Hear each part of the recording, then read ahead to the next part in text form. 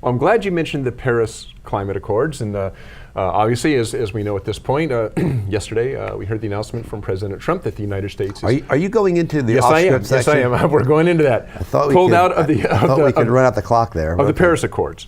So my question to you is, so there's no longer, or as soon as all this is done, there will no longer be either incentives or regulations that are tied into the United States participation in the Paris Climate Accords and so forth. My question is, does it matter? In other words, we already know most manufacturers, and a lot of manufacturers were upset by this, by the way, and that is because I think most manufacturers recognize that waste is bad. Regardless of whether you agree with climate change or not, smoke out the stack is money out the stack, and CO2 and carbon is a byproduct of waste for most part. So, and most companies know that, and so they're pursuing reduction of their carbon footprint for several reasons. Number one, sometimes it's altruistic. It's like, well, we got to do something for the planet. But I think most of the time it's like, well, you know what? If we reduce waste, this is good for the bottom line. And oh yeah, by the way, we get a PR hit for it because hey, we can say we're green. We've reduced our carbon, output by 25% or whatever it is. So my question is, and we already know also on top of this, a lot of states have said they're carrying through with whatever their regulations were. A lot of companies said we're pushing forward.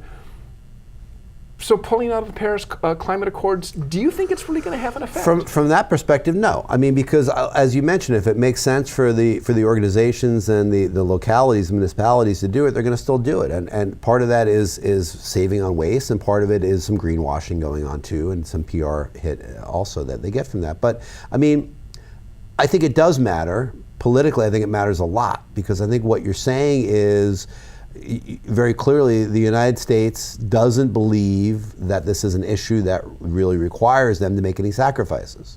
Our government's saying, listen, it's more important for us to think very short term. It's more important for us to think very short term about what the benefits are for U.S. workers and U.S. companies. And if they want to do it anyway, they can, but we're not going to make them have to do anything that they don't want to do.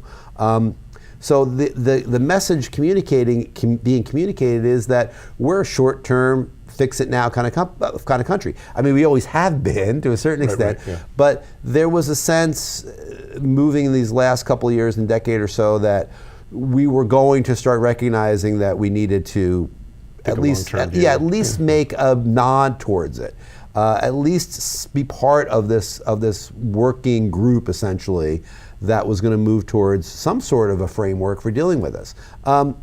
Voters don't really care. I mean, it was interesting. I read a survey just yesterday that said that like 21% of voters say that they do care about it, but when they actually get to the voting booth and you ask them what issues did you vote on, you make a decision on, it's like doesn't even show up in the surveys. Yeah, right. The environment is like, yeah, it's like one of these things you think about when you don't vote, but when you actually come to vote, you don't care about it. Jobs are what matters for most people that vote. So Trump's not wrong. I mean, Trump's not wrong that doing this plays to his base and plays to a lot of the American workforce. But I think the role of a president, the role of a government isn't necessarily just to pander to their base and pander to the voters all the time. You need sometimes to be the grown-up in the room and say, hey, we need to do this.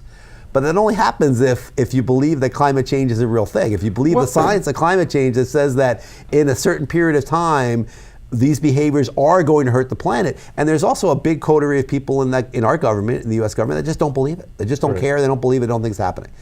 So that's a big thing. I think if they thought it really was happening, their decisions would be a little bit different. I guess my point is that even if you don't believe it, waste is bad. Sure. I mean, waste is expensive. And they're not saying that you can't say, you can't reduce your carbon footprint. Right. I mean, there's nothing in pulling out of the accord that says, all right, now we're pulling out as a country, so you can't, can't save your carbon footprint. So without this, participation and kind of the regulations that spun out of that in the United States.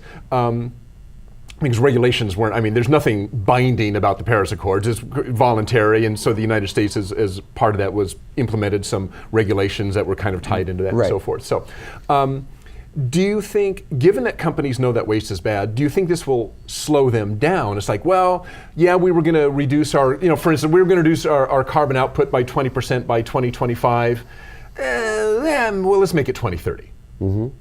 I mean, will it have that kind of effect? Sure, because I mean, there's going to be, when there's no impetus from the top to do it, people have good intentions, but there's not that extra push. I mean, you know, if marijuana is legal, more people are going to smoke it, probably. You know what I'm saying? I mean, you know, you look at it, you say, well, people are going to do what they want to do anyway, but not really. I mean, when there's a force of either law or the removing of potentially a law or a treaty, whatever you, accord, whatever you want to call it, there's a moral force that goes into it that is relaxed to say, well, maybe I don't have to really worry about it.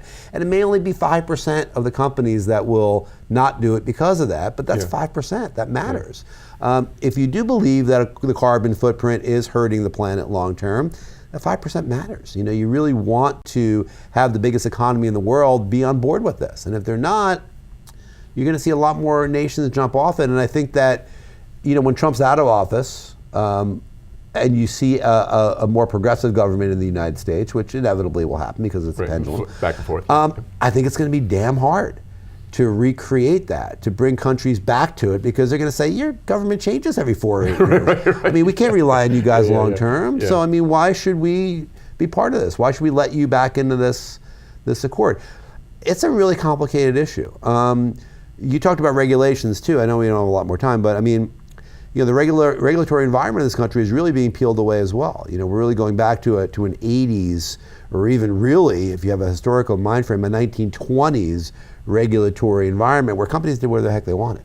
Yeah. And I mean, that is a desire of many in government. I don't think it's a good thing. I think there needs to be a restraint on companies, on organizations, because I think if there's not, people suffer environmentally and with OSHA and everything else. So your question opened up Pandora's box. I mean, there's a lot there. I mean, there's a lot there. We'll see. Well, maybe Governor Jerry Brown, who just is on his way to China right now to talk about this thing. Maybe he'll be the next environmental czar. All right. I wouldn't doubt. All right. Thanks, Derek. Good off script. I'll have one for you next week, and I'll throw it back at you. All right. Okay. Well,